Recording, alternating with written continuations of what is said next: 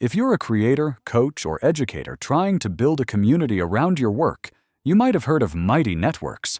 It's a platform that lets you create your own online group where you can chat with members, share content, run courses, and even sell memberships. All in one place. No need for separate tools like Discord, Gumroad, and a course host. That's super handy if you want everything in one spot and don't want to juggle 5 apps just to connect with your audience. But here's the thing. Mighty Networks isn't perfect for everyone. If you're just starting out, it might feel a bit heavy or overkill. And compared to cheaper options like Circle or free tools like Facebook groups, it's on the pricier side once you grow past the free tier. So, is it worth using? If you're serious about building a paid community, selling courses, and keeping everything together, yes, definitely.